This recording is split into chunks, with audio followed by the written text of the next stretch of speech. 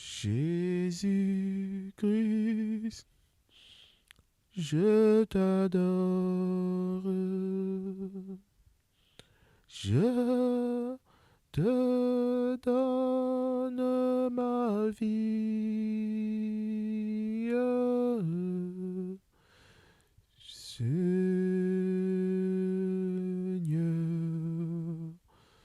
je t'adore.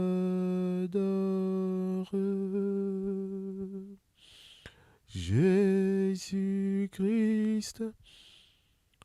je t'adore. Je te donne ma vie.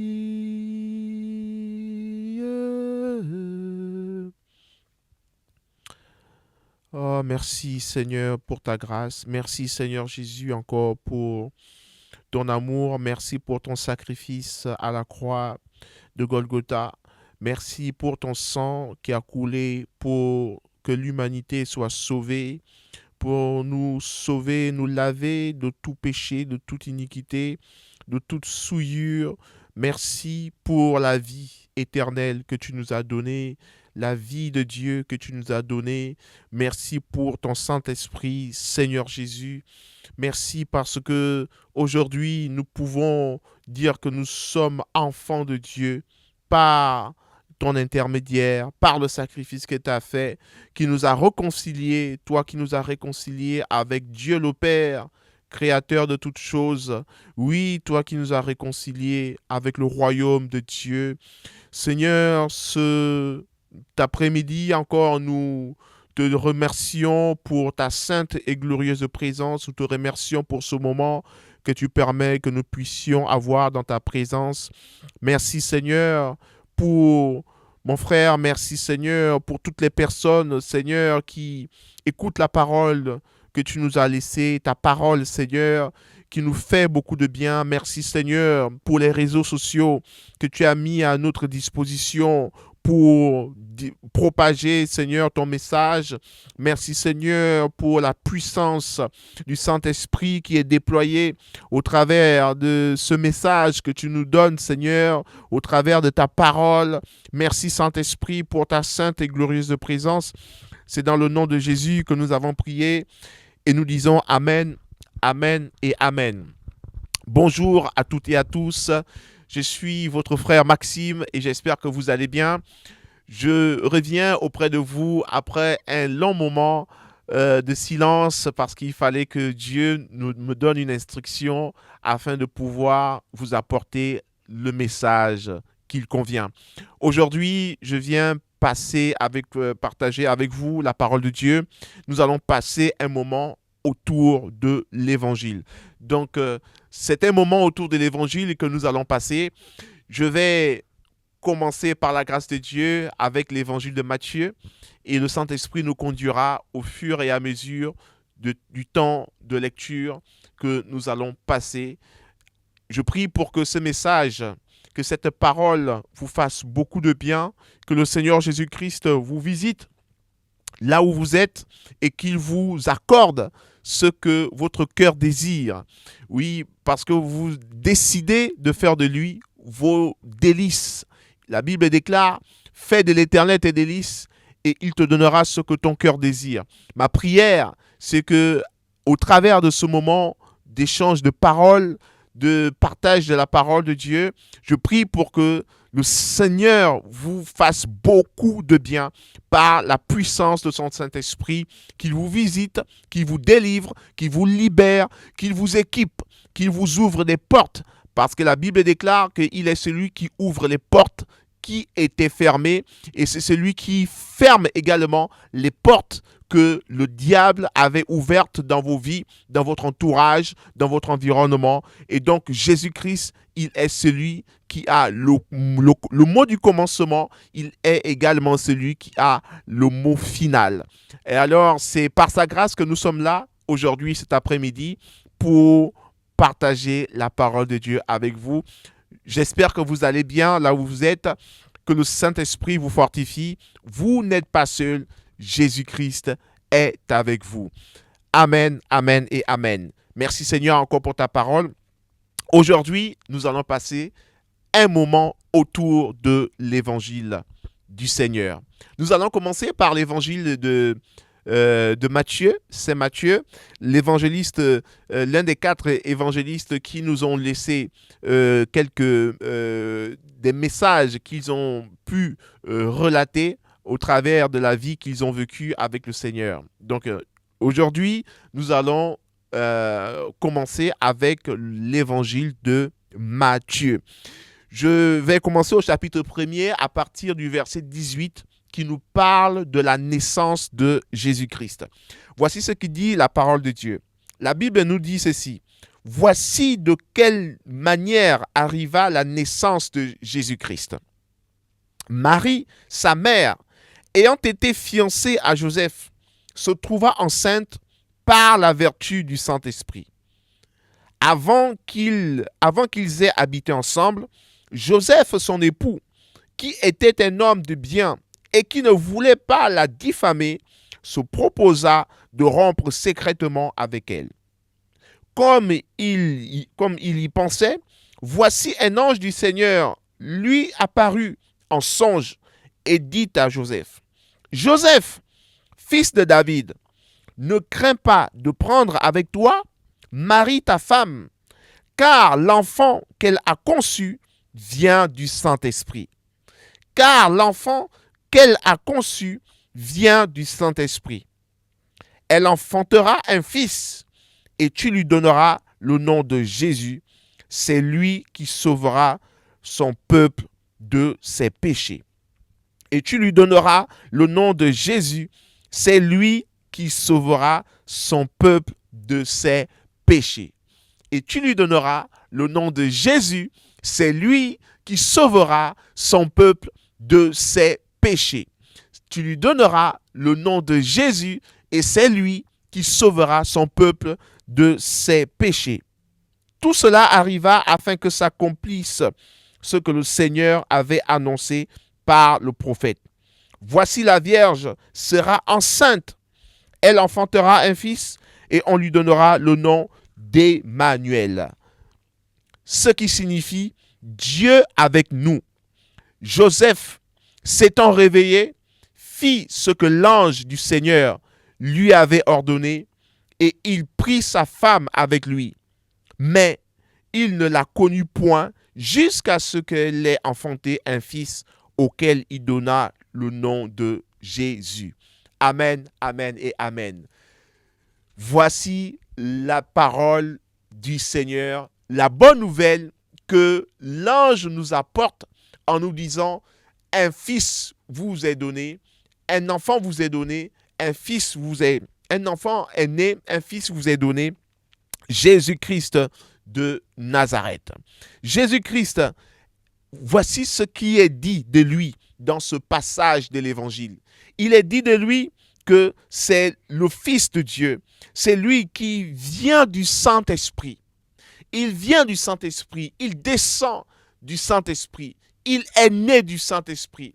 L'Esprit de Dieu, le Dieu créateur des cieux et de la terre, qui a créé toutes choses, il a engendré ce qu'on appelle un fils par son esprit au travers de la Vierge Marie. C'est un miracle, c'est une bonne nouvelle et c'est l'accomplissement d'une prophétie qui avait déjà été annoncée au départ par le prophète Ésaïe. Dans le chapitre 9, verset 6, la Bible nous dit que le prophète Ésaïe, il va dire, je vais nous lire ce passage, il va dire, car un enfant nous est né, un fils nous est donné, et la domination reposera sur son épaule. On l'appellera admirable conseiller, Dieu puissant, Père éternel, Prince de paix. Un enfant nous est né, un fils nous est donné et la domination reposera sur son épaule. Cet enfant sera appelé admirable conseiller. Cet enfant sera appelé Dieu puissant, donc Jésus-Christ, qui est né de Marie, la Vierge, par le Saint-Esprit. Il est le Dieu tout-puissant. Il est l'admirable conseiller. Donc, et le prophète Ésaïe ne s'arrête pas là. Il dit Jésus-Christ qui est né, il est Père éternel. Le Père éternel. On sait que dans la Bible, le Père éternel, il n'y en a qu'un seul. Il n'y en a pas deux. Il n'y en a pas trois. Il n'y en a pas quatre. Il n'y a qu'un seul Père éternel qui a créé toutes choses. Et la Bible nous dit que ce Père éternel est venu sous la forme humaine par l'intermédiaire de son Fils Jésus-Christ. C'est lui qui est venu sur cette terre. Et il dit que c'est lui-même, son Fils, c'est lui le Père. Le Fils, c'est lui le Père. C'est lui le Dieu puissant. Vous comprenez cette bonne nouvelle? Vous comprenez un peu ce miracle? Vous comprenez un peu ce que Dieu a fait? Dieu dit qu'il est venu sur cette terre. La Bible nous dit qu'un fils est né. On l'appelle Dieu, Emmanuel, Jésus-Christ, Dieu avec nous. Dieu avec nous. Dieu avec nous. Donc, Dieu est en train de nous dire ici que la parole est en train de nous enseigner quelque chose de très important en nous disant, en fait, mais Jésus-Christ n'est pas uniquement le Fils de Dieu. C'est également Dieu qui est avec vous. Amen. Ça, c'est la bonne nouvelle. Jésus-Christ n'est pas seulement le Fils, mais il est également Dieu avec nous. L'Emmanuel, Dieu avec nous. Père éternel, le Dieu puissant. C'est la prophétie du prophète Ésaïe qui s'accomplit au travers de la naissance de Jésus-Christ. Voilà la bonne nouvelle que je voulais partager avec vous au travers de l'évangile de Matthieu. Dieu est venu sur terre pour nous montrer le chemin.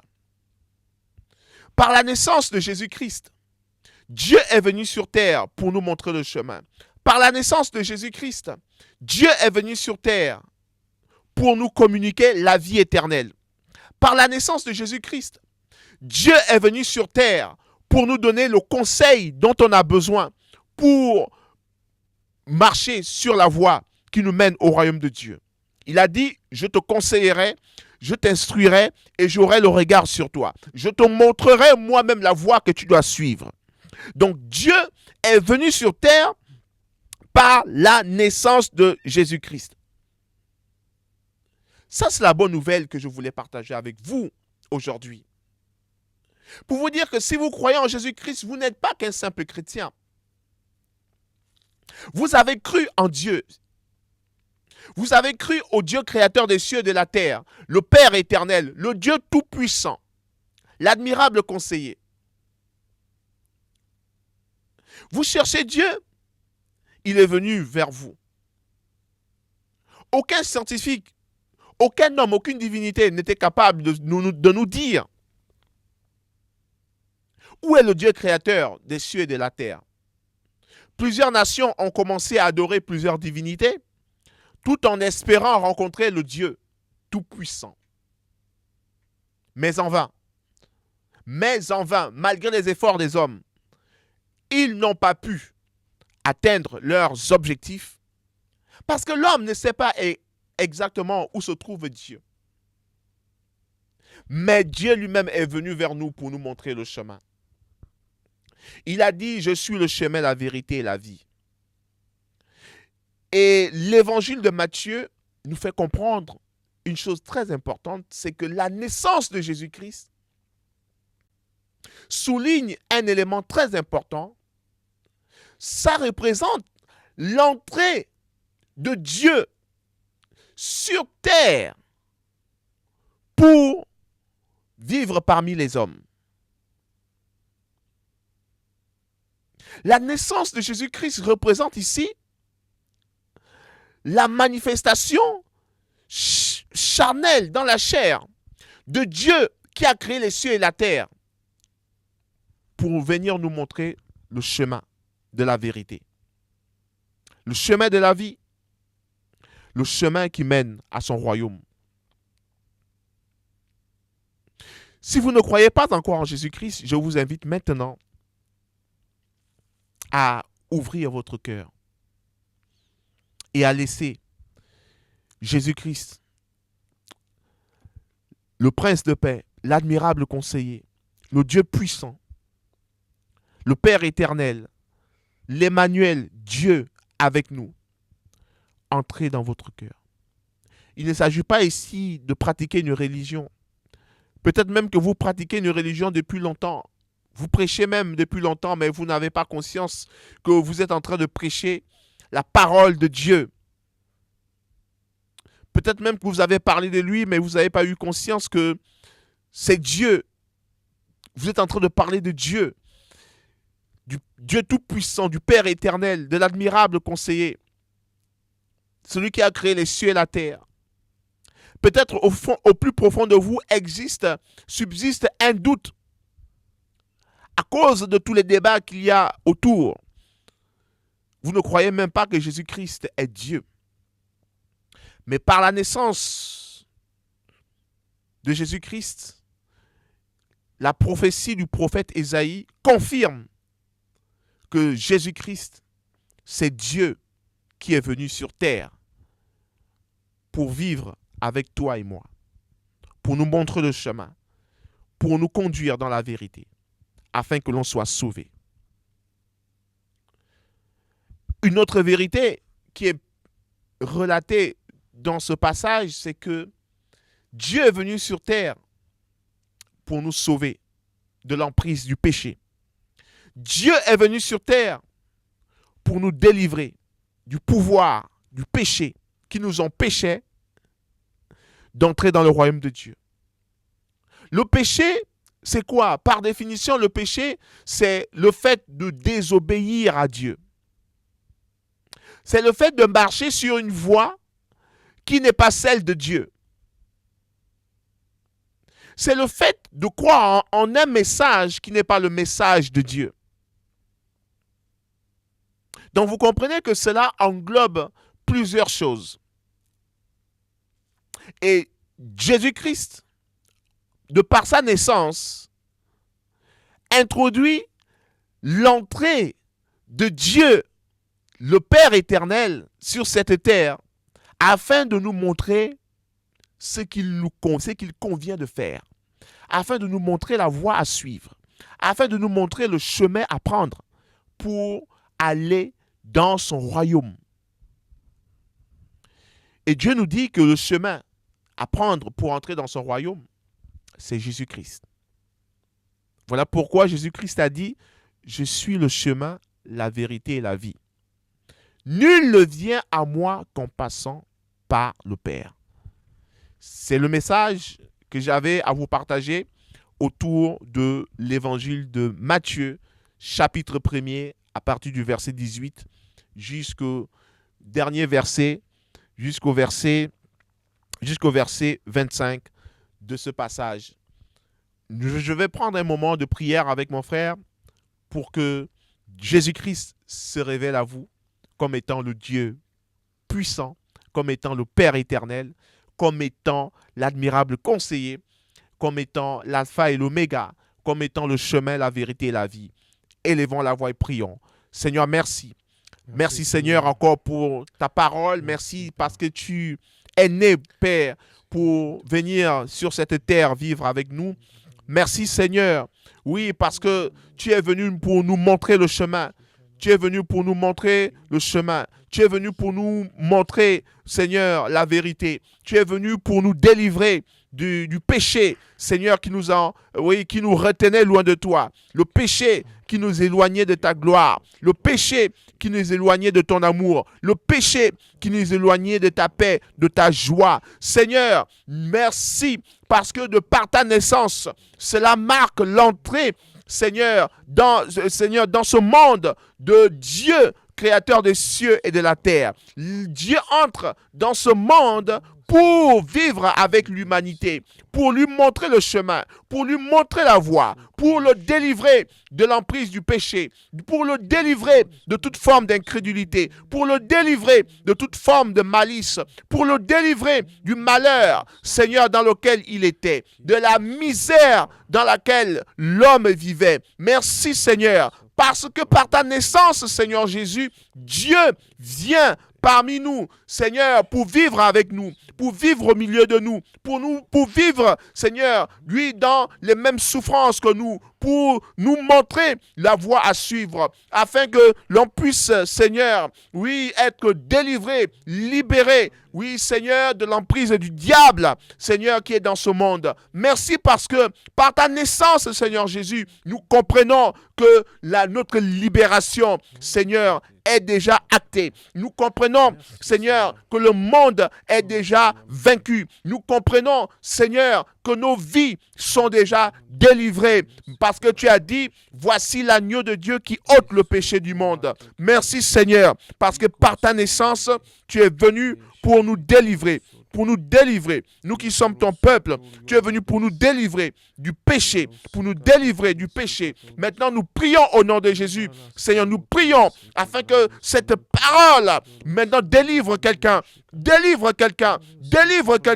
qui est dans sa maison, qui est sous l'emprise de la pornographie, du péché, du mensonge, de l'incrédulité. Maintenant, Seigneur, Jésus, je t'en supplie, tu es venu pour délivrer mon frère, tu es venu pour délivrer, Seigneur, cette personne qui écoute, Seigneur, et qui est sous l'emprise, Seigneur Dieu Tout-Puissant, oui, de plusieurs vices cachés, qui est sous l'emprise, Seigneur, de plusieurs choses horribles, qui a commis des choses, Seigneur, que le monde ne peut pas accepter et qui a été rejetée. Cette personne qui a honte d'elle-même, cette personne qui est rejetée par la société, rejetée par sa famille, rejetée, Seigneur, oui, par ses amis, par son entourage, oui, qui a envie de se suicider. Je prie au nom de Jésus, maintenant, Seigneur Jésus, pour que tu délivres cette personne, pour que tu libères, Seigneur Jésus, parce que tu es venu, oui, sur cette terre, vivre avec nous, pour nous délivrer de l'emprise du péché, Maintenant, que l'évangile qui nous est donné par Matthieu, Seigneur, agisse dans la vie de cette personne, C'est la bonne nouvelle de savoir que Jésus-Christ est né pour venir nous délivrer. Jésus-Christ est né pour venir nous libérer, pour venir nous communiquer, donner la vie éternelle, pour venir nous permettre d'entrer dans son royaume. Voilà pourquoi il est dit, on l'appelle l'Emmanuel, Dieu avec nous. L'Emmanuel, Dieu est avec nous. Merci Seigneur, parce que de par ta naissance, cela marque le début de vie avec Dieu, le Père. Nous commençons à vivre avec Dieu. Oh Seigneur, sur cette terre. Merci, parce que tu es venu dans la chair. Tu n'es pas venu, Seigneur, seulement spirituellement. Tu es venu dans la chair pour nous montrer la voie. Tu es venu dans la chair pour nous instruire. Tu es venu dans la chair pour nous conduire, Seigneur, dans la vérité. Tu es venu dans la chair pour nous montrer le chemin de la vie. Merci Seigneur. C'est dans le nom puissant et précieux que tu as reçu, Seigneur Jésus, que nous avons prié. Et nous disons Amen. Amen. Et Amen. Amen. Amen. Ça, c'était Matthieu chapitre 1er, du verset 18 au verset 25.